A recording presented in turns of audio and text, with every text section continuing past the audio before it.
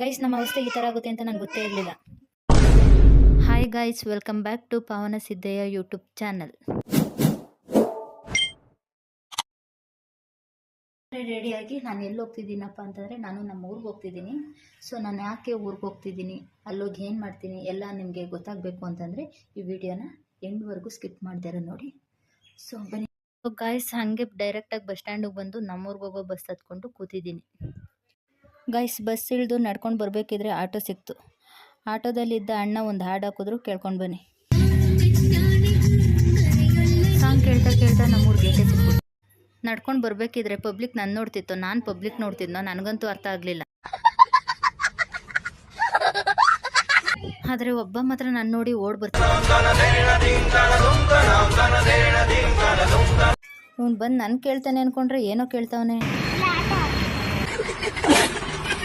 So guys, ಮನೆಗೆ ಬಂದೆ, ಬನ್ನಿ ಒಳಗೋಗ. ಇವನಾದರೂ ನನ್ನ ಬಗ್ಗೆ ಕೇಳ್ತಾನೆ ಅಂತಂದರೆ ವ್ಲಾಗ್ ಬಗ್ಗೆ ಕೇಳ್ಬಿಟ್ಟ.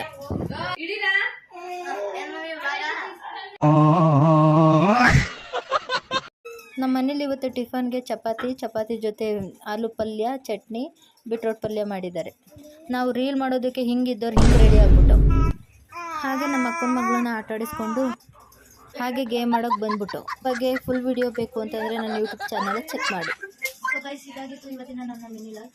ಇನ್ನೂ ಹೆಚ್ಚಿನ ಎಂಟರ್ಟೈನ್ಮೆಂಟ್ ಬೇಕು ಅಂತಂದರೆ ಪಾವನ ಸಿದ್ದಯ್ಯ ಯೂಟ್ಯೂಬ್ ಚಾನಲ್ ಸಬ್ಸ್ಕ್ರೈಬ್ ಮಾಡಿ. ಬಾಯ್, ಲೈಕ್ ಮಾಡಿ ಗೈಸ್.